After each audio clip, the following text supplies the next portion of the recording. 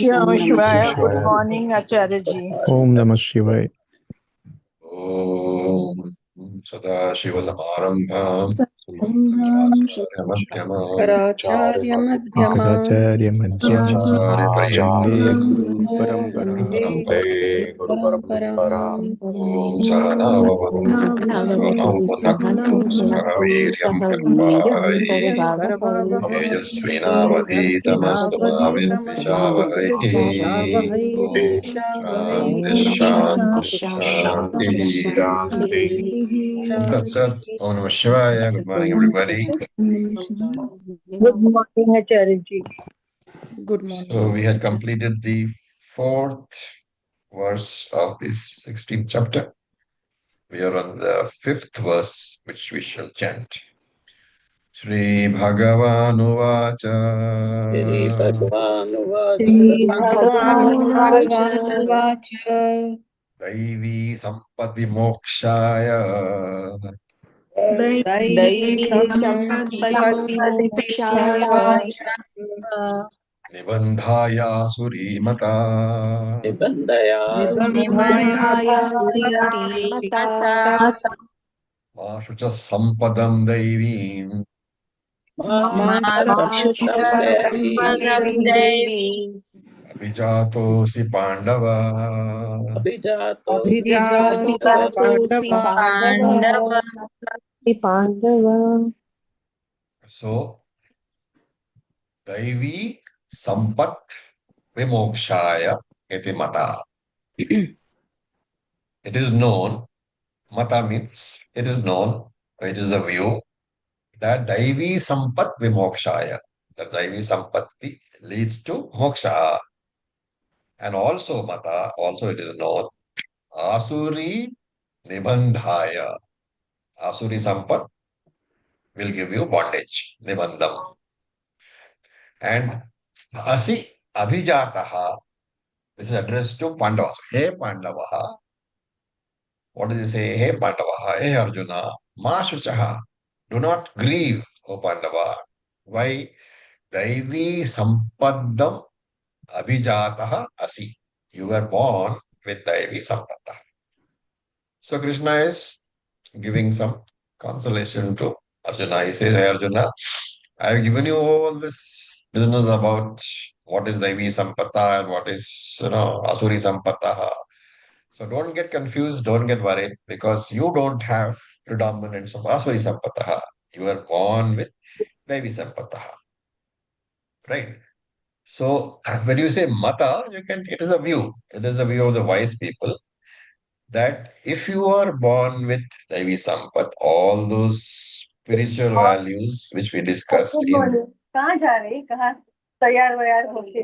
I will again request people, please put off your mic if there's talk in your house. Okay. It spoils the recording. If you have to talk, please put off the mic first. Some sort of discipline we must maintain. Okay, so if you have to have spiritual values which have been discussed already in the first 3 verses, then with those spiritual values, they will free you from the bondage of samsara. So, Vimokshaya samsara bandhana, says Shankara. And Vimokshaya, Shankara says, has to be understood as definitely free you from samsara. So Mokshaya is giving moksha. Vimokshaya is Visheshena moksha. It will definitely free you from samsara. While on the other hand, Asuri Sampat Nibandhayaha. Nibandhayaha is Nitya Bandhayaha. Bandhaya means binding. Nitya Bandhaya. Niyata Bandhayaha. Not Nitya Bandhaya. Niyata Bandhayaha will definitely bind you to samsara. Right? Now, we also have to add here, remember here we're talking about Asuri Sampati. What is the difference between Asuri Sampati and Rakshasi Sampati? Rakshasi we are not talked about here, but we talked about it earlier. What is the difference between Asuras and Rakshasas? We saw earlier also. You forgot it.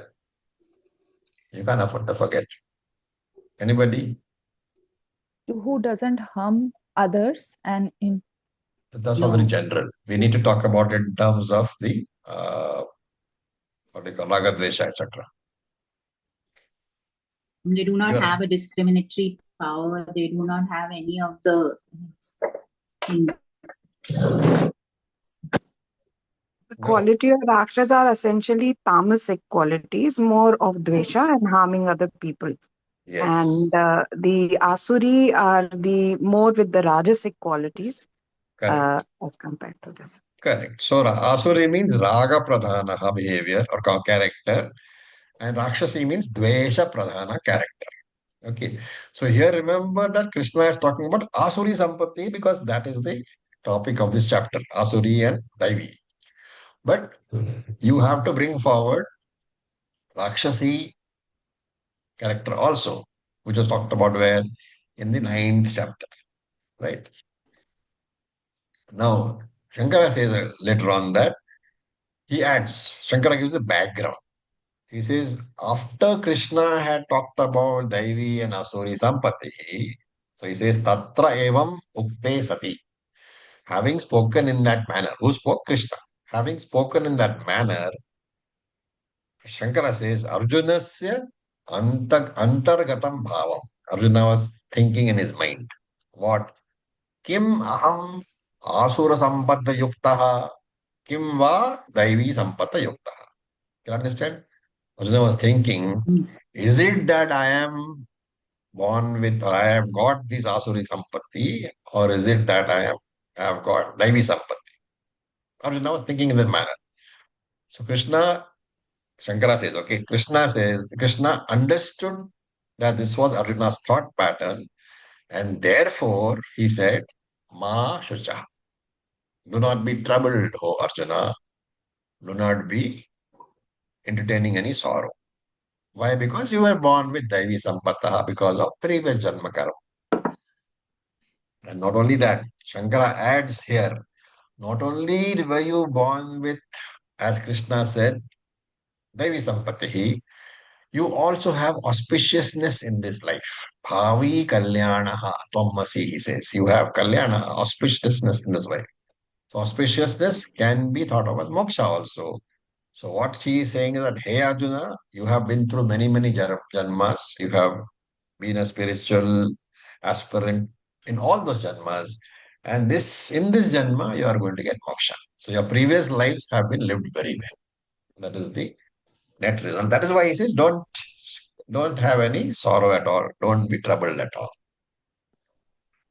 Now we look at the 6th verse. Dvau bhuta sargo lokesmin द्वौ सर्गो लोकेऽस्मिन् daiva asura eva cha. दैव आसुर एव च Daivo vistarashah proktaha दैवो asuram partha me shrunu. Asuram partha me shrunum. You can understand very simple Sanskrit. Asmin loke dvau bhuta sargaha. In this word, asmin loke, dvau, there are 2 sargaha. Bhuta sargaha means 2 types of beings have been created. Asmin loke, dvau bhuta sargaha. Dvau means, dvau is 2, and that's why sargau. Sargau is to match with dvau. So there are 2 types of created beings. I just muted you all so that no noise comes in. So there are 2 types of beings created. What are they? Daiva cha eva asuraha. The devas and the asuras. Then Daiva proktaha vistarashaha. The devas have been discussed by me very, very elaborately. Me asuram shrunu he parthaha. Learn from me, Arjuna, about the asuras. So what is he saying? In this world, Asmin loke means samsare. Asmin samsare, in this world, human beings have been created. Bhuta sargaha. So here Shankara says Bhuta should be taken as Manusyaha. You have to take it as Manusyaha. And Sarga you have to take it as Rishti. Therefore, Krishna is saying, hey Arjuna, the entire group of humans can be divided into two broad groups. And what is the basis for classification? Daiva Asurachi, their values, right? Now, what is the question which should immediately pop up in your mind? These two have already been discussed, right? Daivam tendencies and Asuric tendencies have already been discussed. The phalam of having these tendencies, which is moksha and bondage, has also been discussed. Then, why should Krishna say, Daivo Vistarasam Proktaha? So, basically, that's why Krishna says, Daivo Vistarasam Proktaha. I have talked very elaborately, Vistarasaha.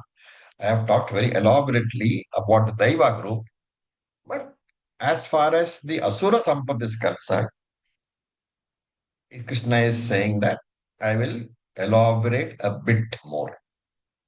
And why is it necessary? So, because we should know about the Asuric tendencies if we want to, catch these tendencies in us, ourselves. So, therefore, it is Meshrunu, may you learn from me about all these tendencies. Because unless you know in detail what they are, you will not know what to avoid. It's a very important message, right? What you do in life is definitely very important. What you don't do in life is also very important. So they say, there's a saying in English, I think it is. You should know when to talk, when is it necessary to talk. You should also know when it is necessary not. Both are very important for a mature person. Now we look at the 7th verse from where he's beginning this discussion on the elaboration of the Asuric tendencies. So please unmute yourself and we can chant. Pravrittim cha nivrittim cha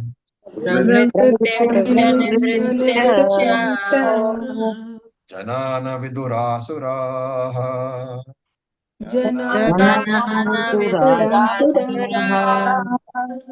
na shaucham na pichacharaha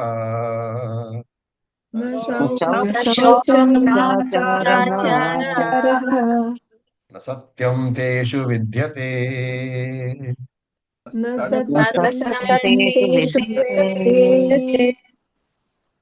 Okay. So, Asura Janaha. So you have to take that Asura Janaha from the first sentence. Asura Janaha na viduhu. So the Janaha na vidurasuraha has to be broken. Asuraha Janaha na viduhu. The Asuric people, they do not know. Pravrittim cha nivrittim cha. This is what I said in the last verse also. Pravrittim, what should be done? Nivrittim, what should not be done? They don't know. So definition of asuras, the ones who don't know pravritti or nivritti. What should be done, they don't know. What should be avoided, they don't know. Teshu vidyate na shaucham na cha acharaha. They have neither shaucham, not cleanliness, nor acharaha. They don't have proper conduct also. So you can take that as religious discipline. And na satyam api. Na satyam api means they don't have truthfulness also. So there is a definition for asuras. I think we have seen this before. Asusu ramate iti asuraha. So asu means sense organs. Asusu ramate, those who are always driven by the impulses of their sense organs. Iti asuraha, they are called asuras. So the ones in our life who say that, why should I not enjoy myself? They are driven only by sense organs. organs, right? Their whole purpose in life is sense organs, pleasure. So go for movies, go for parties, go to the beach, go to that. Never come to a Vedanta class at all. So, Asusuramate itu asuraha. Driven by sense organs, they are called asuras. And pravrittim cha nivrittim cha janana viduhu. They don't know what is to be done and what is not to be done. So, what does pravrittim mean?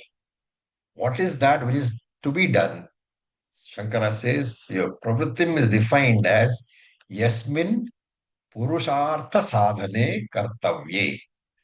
Those actions which are prescribed by Shastra for purushartham, for the achievement of the four purusharthas. This we know as vidhi. What is mandatory karma?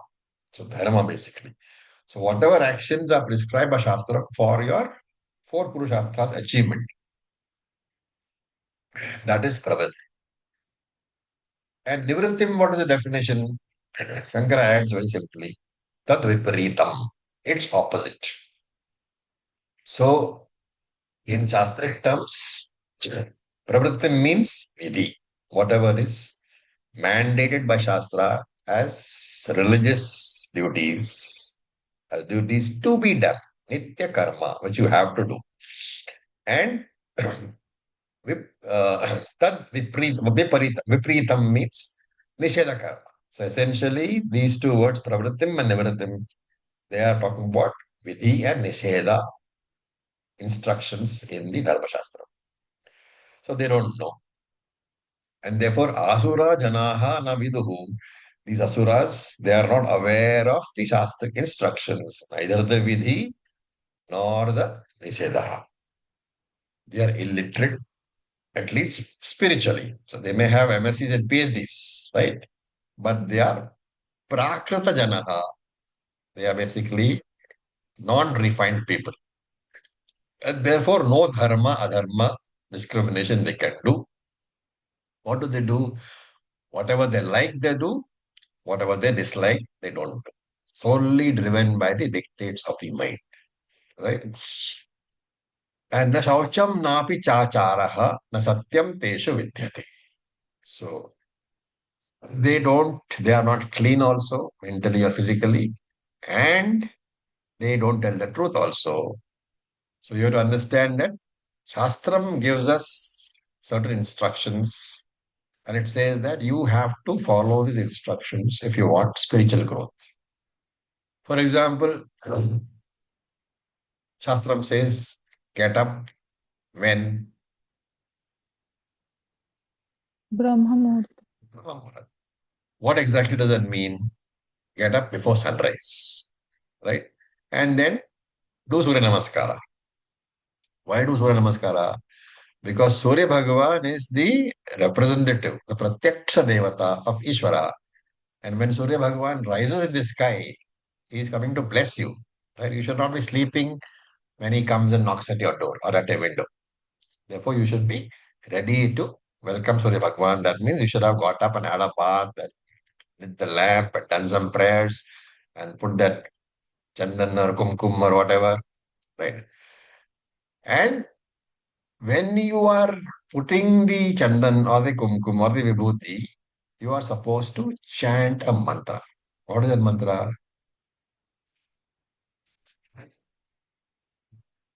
Trayambakam yajamahe sugandhim pushtivadanam. That is the mantra to be chanted when you are doing this, right? And Shastra says this mantra is basically some sort of a armor which you have, kavach in Sanskrit, an armor which you have against materialism, which we are talking about in a Sanskrit terms as asuric tendencies. And therefore, even if physically you had a bath, chat, and all those things, but you don't have spiritual purity, then you will still be subject to materialism. In fact, the Shastram says that in the morning, without having had a bath and lit the lamp and said some prayers, nothing should enter your body, which means you should not eat or drink, not even tea. So even before tea, you should have said a prayer to the Lord. Right? All this, and if you have done that, then the tea and the food and everything, what does it become? Brahmarpanam Brahmavi. Everything is done as a offering to the Lord. In fact, even brushing your teeth is supposed to be a karma, religious karma. And there is a prayer addressed to, I think, Vanaspati Devata, right? You are aware of that? There is a, why Vanaspati? Because Aushadhi, our health comes from that.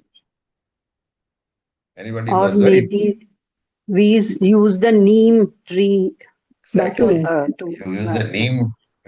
First, the brushes and all are a modern thing, okay? In the old days, you had the neem tree, and then you went every morning and broke a twig, and then use the twig for brushing your teeth. And therefore, hey Vanaspati, hey twig, hey twig of the neem tree, what do? Remove my dantamalaha. Yes, I don't know what sort of language this is. Okay, remove my dantamalaha. Dantamalaha means impurities of the teeth. And along with that, O Devata, along with removing the impurities of my teeth, also clean my mind. So that is the what you call prayer you should do when doing brushing your teeth. Of course, now you don't have Vanaspati twigs, so you can address the prayer to O Colgate toothbrush. I'm brushing my teeth, but in that brushing, please remove the impurities of my mind also. What is the purpose of impurities of mind? Chitta Shuddhi. Remember, every prayer that you do traditionally, it's not ignorance, it's not rituals, it's not blind ignorance, blind rituals. They are all got one major purpose. What is that? Every action of my life should be aimed at Chitta Shuddhi so that I can come to Jnanam and I can get moksha. That's the purpose behind every prayer. And if you remember that purpose, then every prayer has a meaning. If you are ignorant of that purpose, then all these are blind beliefs. So Krishna says, Nacha acharaha na shaucham. They neither purify themselves nor do they maintain any religious practice. So acharaha means the religious practice, right? I don't know if you know, especially when I was young, if you were tired and you were lying down in bed, let us say during sunrise or sunset, my granny would come with a stick and beat us. You know why?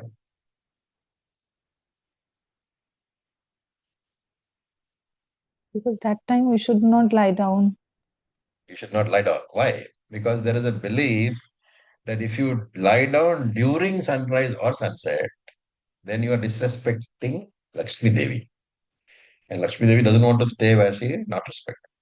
And therefore, anybody who is sleeping during sunrise or sunset, the remedy is to beat him with a stick so that he gets up. Okay, na satyam teshu vidyate, and they don't believe in values also, right? So these people, what do? Shankara says, Anrittavadinaha. They will simply tell lies and they'll say, this is my value. So whatever is convenient is my value. They don't have values like truth, etc. Okay, now we look at verse number 8. So please unmute yourself, we will chat. Asatyama pratishtham te असत्यमप्रतिष्ठं ते jagadahuranishwaram जगदाहुरनीश्वरम् aparaspara sambhutam अपरस्परसम्भूतम् kimanyat kama haitukam. किमन्यं कामहेतुकम् All absolutely karma kanda. Okay. So te ahu, they say, who says? These asuras. Jagat asatyam. They say the world is without truth. Okay, now this satyam is not the satyam mithya satyam. They say the world is without truth and apratishtham, without any substratum of dharma. Apratishtham, without any ethical basis. Anishwaram, the world has no entity called God. And Aparaspara Sambhutam. This world is born out of the union of the male and the female, and therefore Kama Haitukam. The entire world is born out of Kama only. The cause of the world. Hetu. Hetu is reason or cause. Kama Hetukam. This world is caused by desire alone. Kimanyat. What else is there? Nothing else is the cause of the world. So these are all words spoken by the asuras. So Shankara says asatyam. So asatyam means yatha vayam anritta prayaha. Just as I speak anritam, I speak the untruth. So this is what asura says. Just as I always speak falsehood, tatha idam jagat sarvam asatyam. In the same way, the entire people of this world are speaking only falsehood. Okay, everybody lies. So now that if you look at the world today, everybody is telling lies. Some people say I've done this, some people say I've done this, but most of them are lies. So falsehood is the norm. And this is what the Asura is using for justification. That the whole world is telling lies. Why should I speak the truth? I am just doing what everybody else is doing. Right? And there's a commentator called Madhusudana Saraswati. In his text, he gives another meaning. He says Satyam here means Veda Pramanam. And therefore Asatyam means that I don't accept Veda Pramanam. There is no Veda Pramanam at all. So that is the opinion of Madhusudana Saraswati in his text. What is the name of the text? Godartha Deepika. Godartha Deepika. That is another commentary on Bhagavad Gita. So he says Asatyam should be taken as there is no Veda Pramanam at all. And again, I'll repeat, Asatyam does not mean Mithya. Right? If you say that Asatyam means Mithya here, what is the problem? If you take Asatyam as Mithya here, what is the problem? The problem is then this statement is correct, what Asuras say. And therefore, they're all Vedantins are Asuras. Right? Because we also say all the same thing. So, you should be very, very careful. Then Apratishtham. Apratishtham, Shankara says, Na asya dharma adharma pratishtaha.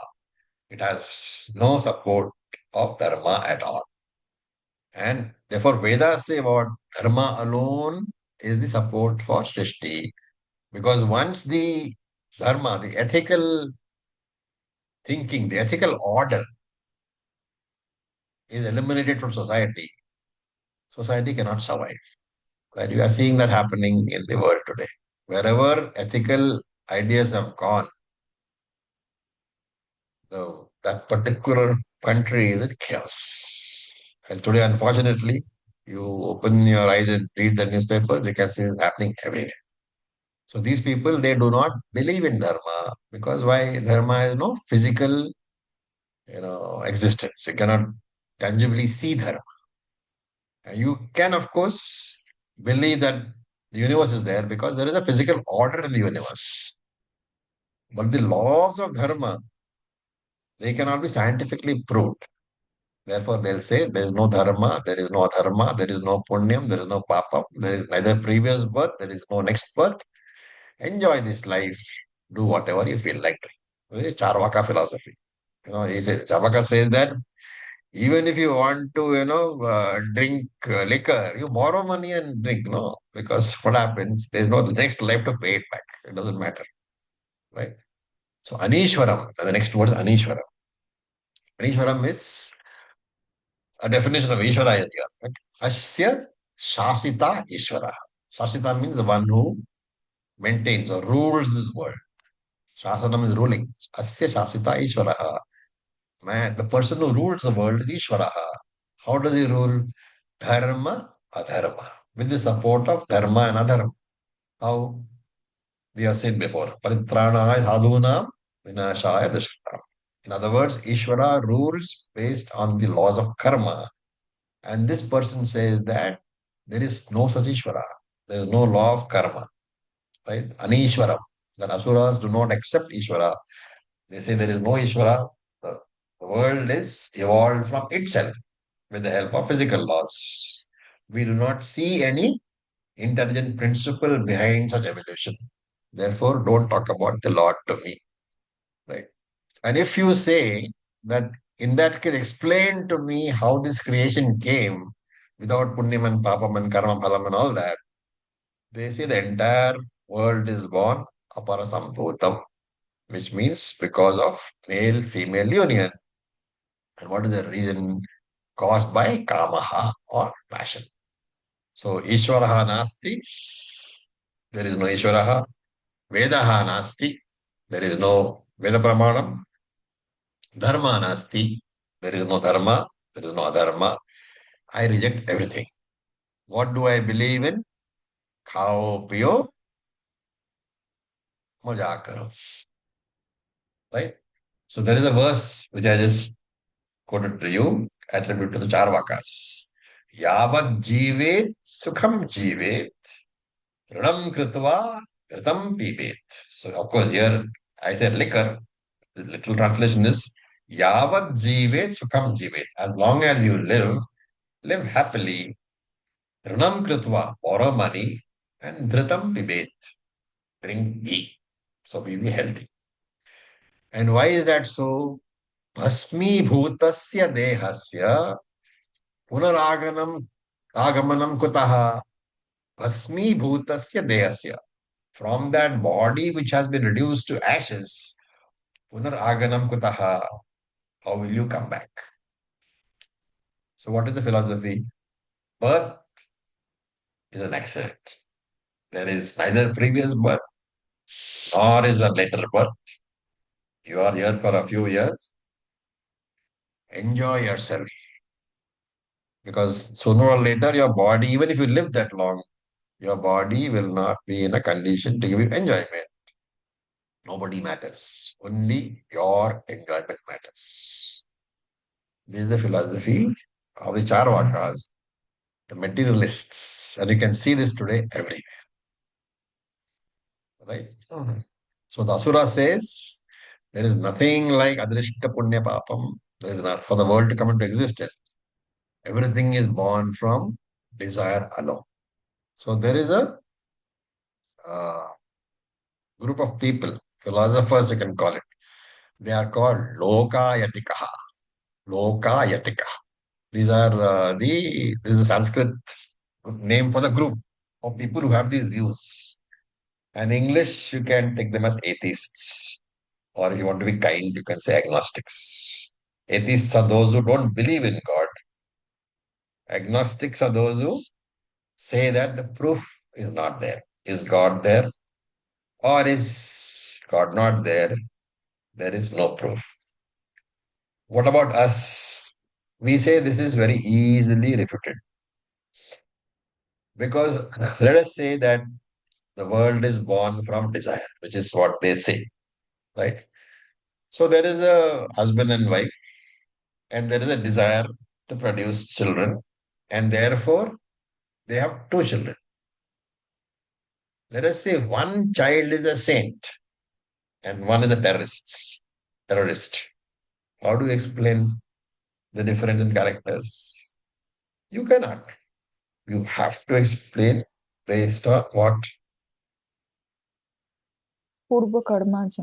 Purva Janma Karma. That is the only way I can explain Purva Janma Karma. And therefore that view is very easily refuted. So we will stick to our views only. Then we look at the 9th verse. We will chant, so please unmute yourself. Etam drishtimavashthabhya एतां दृष्टिमवष्टभ्य nashtatmanu alpabuddhaya नष्टात्मानोऽल्पबुद्धयः prabhavantyugrakramaणः कर्माणः प्रभवन्त्युग्रक्रमाणः प्रभवन्त्युग्रकर्माणः कर्मणः या जगतो हिताः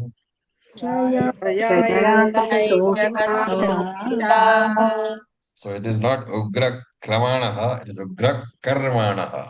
What is the difference between Krama and Karma? You know, right? What is the difference? Karma is Krama is the series, the Series, the serial sequence. So be Order. careful how you split it. So we'll do that for you. So etam drishtim avashtabhya. Avashtabhya means holding on. Etam drishtim avashtabhya. Holding on to such a view. Alpa buddhayaha. These people of small intellect, indiscriminate people, and therefore only nashta atmana. So atma here is mind. Therefore, nashta atmanaha, whose minds have been destroyed because of holding such silly views. And ugra karmanaha. Ugra means terrible or cruel. Ugra karmanaha, they do cruel actions. And therefore, jagataha ahitaha. Jagataha ahitaha.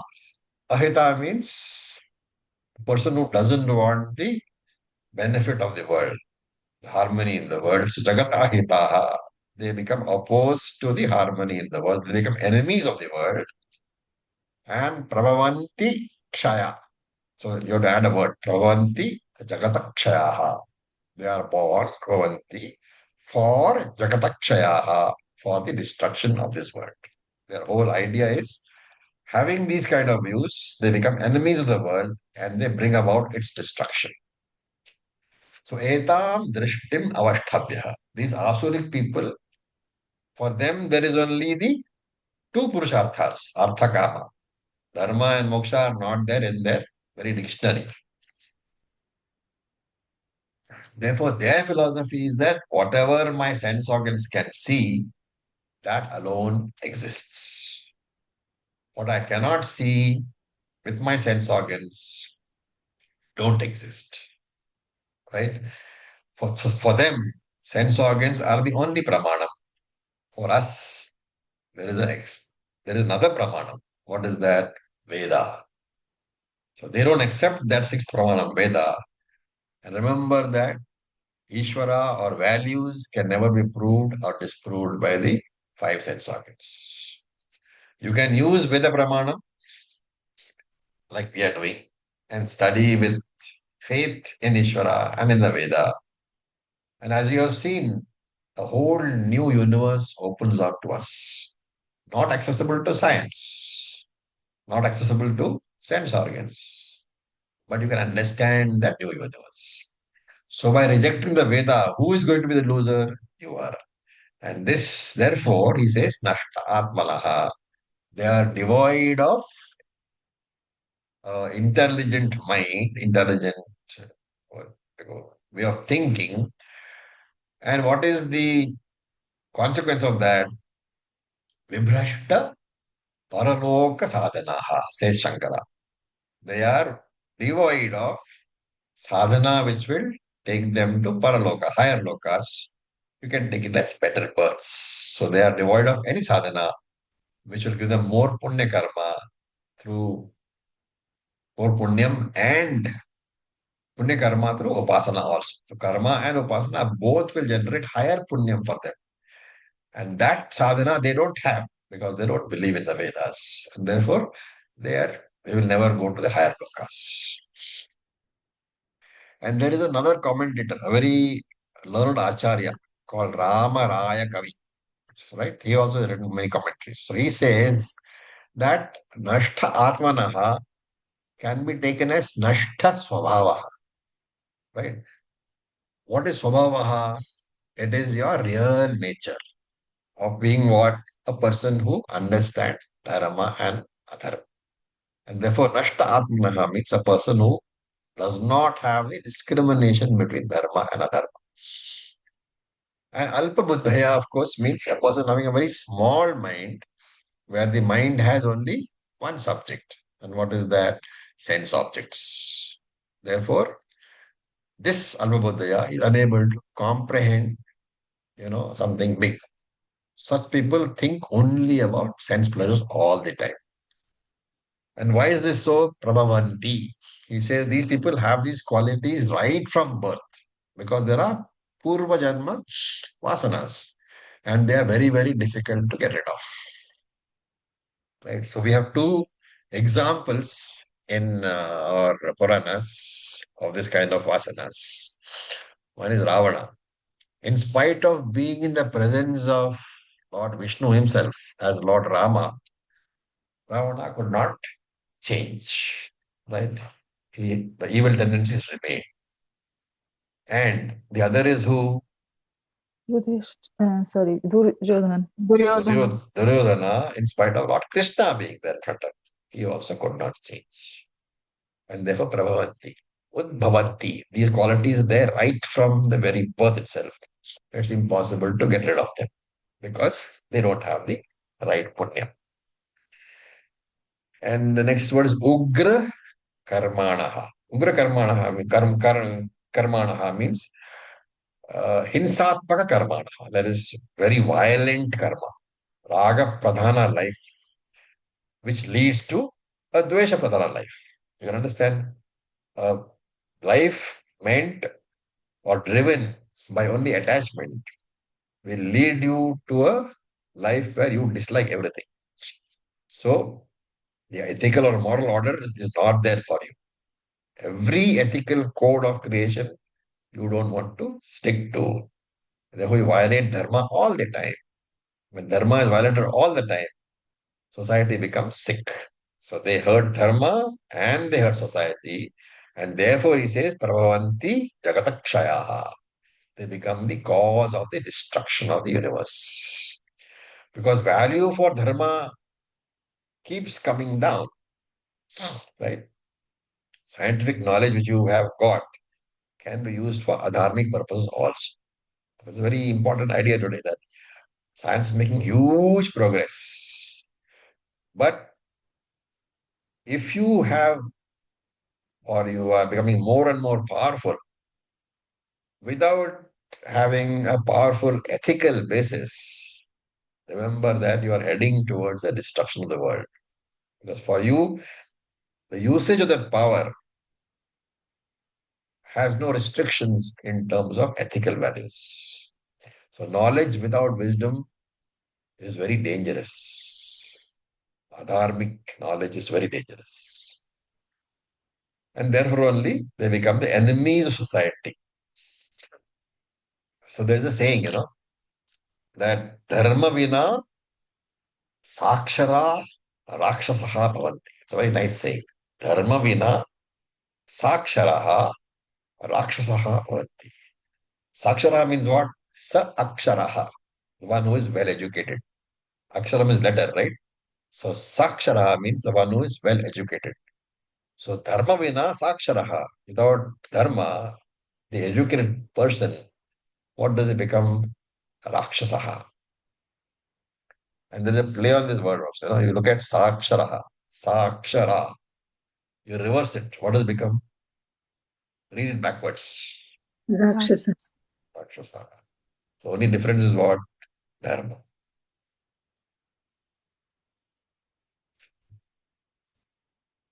Now, we go to the next verse number 16, verse number 10. Sorry. So we'll chant it left to 16. Kamam ashritya dushpuram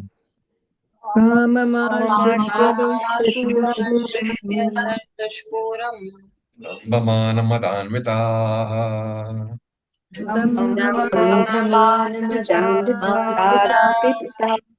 mohat grihitva sadgrahan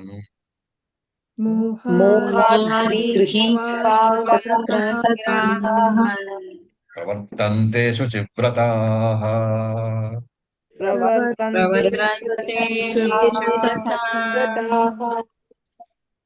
Okay. So, ashritya dushpuram kamam. Dushpuram kamam. Dushpuram is that which can never be satisfied. Kamam is desire. Ashritya That can be taken here as influenced by. So influenced by dushpuram kamam, under the influence of desire which can never be satisfied, dambha, mana, madanvitaha. So dambha, manam, madanvitaha. So full of anvitaha, full of dambha, mana, full of. There are three words actually: dambha, mana, madaha. Anvitaha means full of or possessed of. So dambha is what? Pretension. Mana is pride, vanity. Mada is being haughty, having that I am the greatest attitude, being haughty. So damba, mana, mada, anvitaha, full of pretension, vanity, and haughtiness. And grahitva asadgraha, holding on to asat, holding on to incorrect views. Why? Mohat, due to delusion. Pravartante, they do. Ashuchivrataha. They do improper or impure acts. Ashuchivrataha, they do improper acts there. Okay. Now let's look at the words in more detail. Kama. Kama is varieties of material desires. So you can have desires for anything. Money, name, fame, power. And this puram is, of course, which can never be satisfied. It's like pouring, petrol into a fire. You are never going to extinguish the fire by feeding it. So there is a statement somewhere, na jatu kamaha kamanam upabhogena shamyati. So desire can never be extinguished by feeding that desire. That is why Krishna says in chapter 3, Mahashanaha, the great eater. So there is no limit to these kamaha, these materialistic desires. There is no limit to. Because the more you fulfill a desire, or suppose you have 10 desires and you fulfill all of them, is it over? No. Fresh desires appear. And this Shastra is one of the most, what they call unintelligent things that you do. Feeding desires in order to be happy, which all of us do, right? Because you think that if I fulfill my desire, I'll be more happy. But Shastra says that is wrong. You can never be happy by fulfilling your desires, because the more desires that you fulfill, the more desires will appear. In fact, Swami Chinmayananda has given an equation. You know the equation? Happiness is equal to, he says, so number of desires you have divided by the number of desires you fulfill. So if you want to be happy, these two should be equal, right? If number of desires that you have, the numerator, should be equal to the number of desires you have fulfilled, the denominator, they should be the same. Then only you get 1. Number of desires fulfilled is 100. Number of desires you have is 100. 100 by 100 is 1. But does that ever happen? No. Because the number of desires that you have is constantly rising. Every one desire that you fulfill, you will have 10 desires that arise. And therefore the numerator is always bigger than the denominator. You will never be happy. And yet, all of us do exactly that. You chase desires in the hope of fulfilling them and becoming happy. And therefore, he only says, Dushpuram kama. That desire is not possible to satisfy at all. Then Dambha, Mana, Mada, Anvitaha. These asuras, Anvitaha, they are full of, they have got in plenty, Dambaha, that, being very pretentious, ostentation. Manaha, pride, demanding respect wherever you go. I'm a great man, fall at my feet. And Madaha, arrogance, right? Because I am a great man, I've done PhD, I have done double PhD, I'm a great man. You must pay me respect. We have already talked about this earlier, where Dambo Darpo Vimanascha.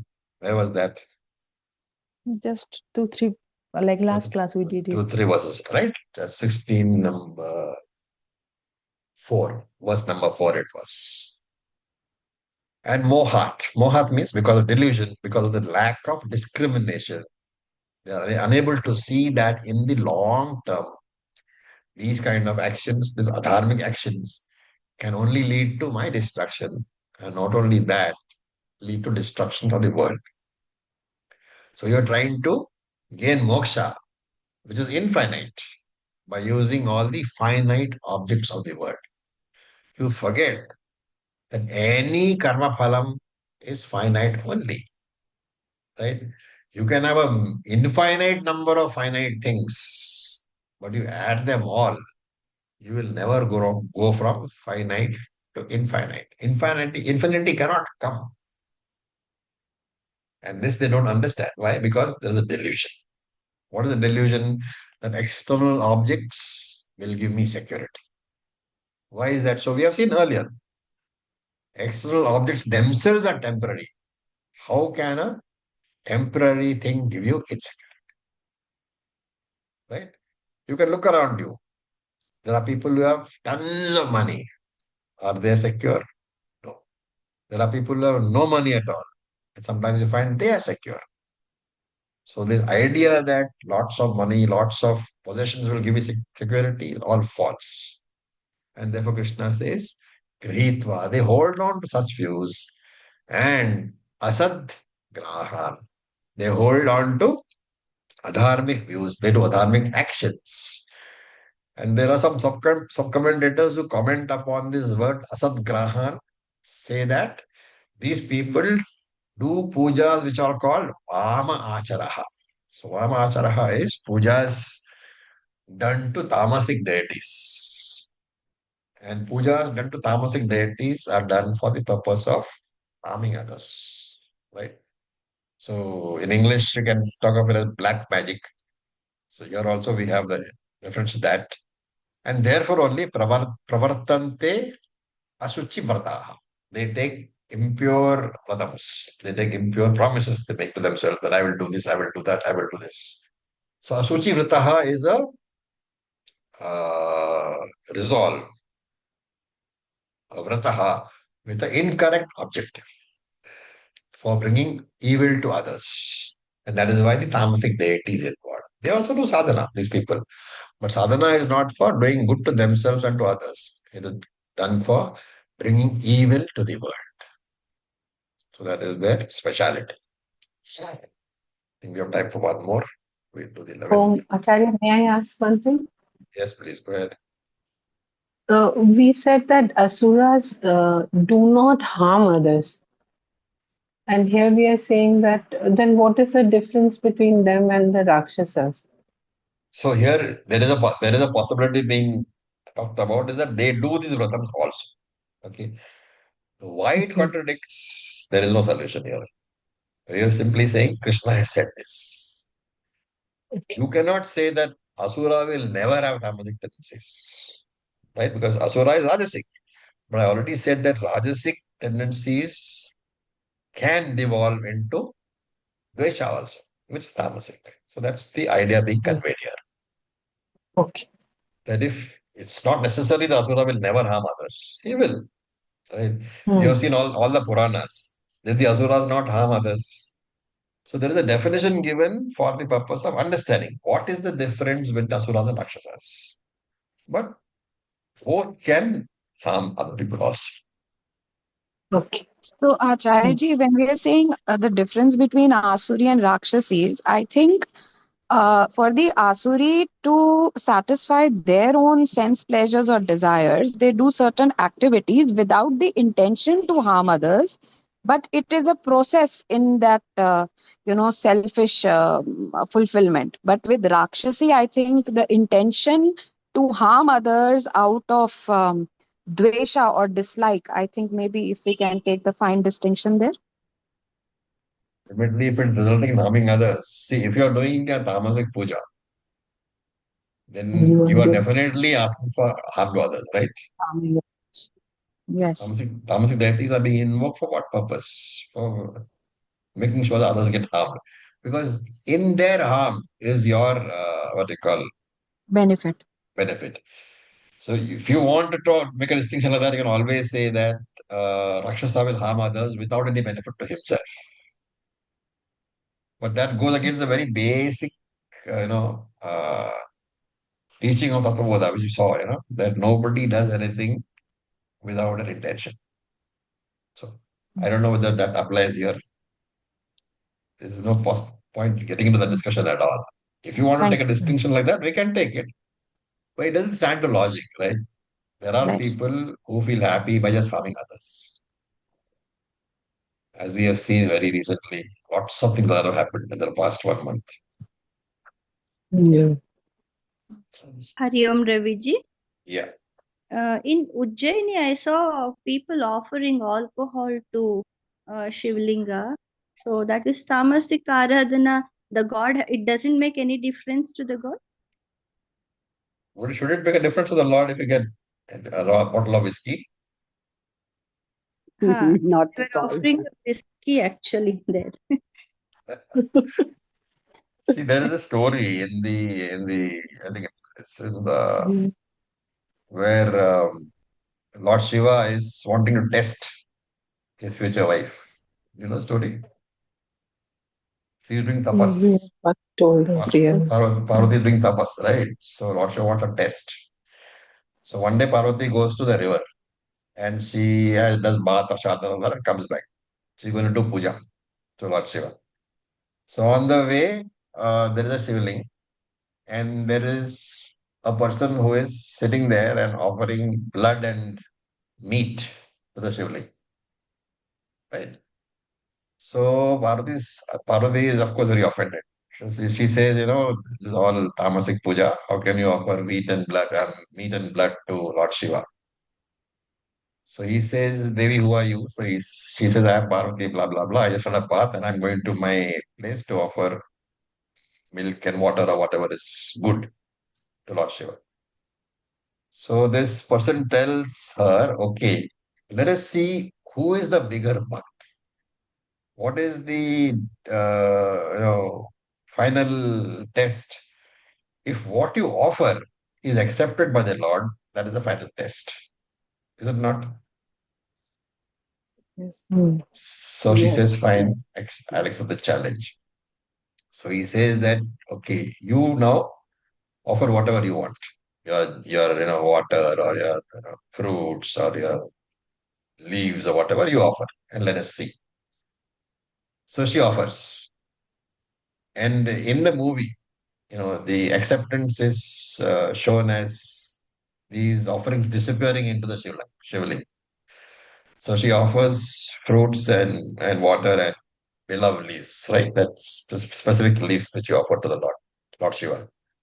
So it remains as it is on the shivling, which means Lord Shiva is not accepted. Then this fellow says, okay, fine. Now let me offer my meat and my blood, and see if it meets the same fate as what you have done. So Parvati laughs and says, of course, if he didn't accept my water and fruits, how is he going to accept your blood and meat? So this Rishi, he gives the blood and meat on the Lord Shiva, on the shivling, and immediately it disappears into the shivling. So Parvati is stunned. So she realizes this is no ordinary Rishi. So she falls at his feet and says, what have I done wrong? Teach me.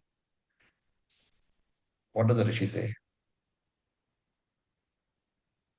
Intention, bhakti. He says that Intentions are more.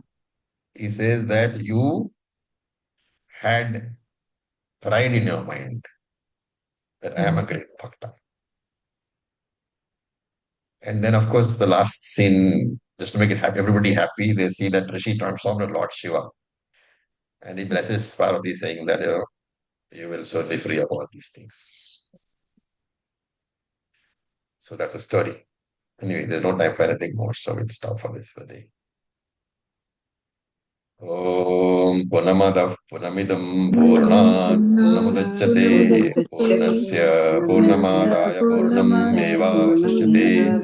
Om Shanti Shanti Shanti. Om Tat Sat. Thank you for your patience. Om Om. Thank you.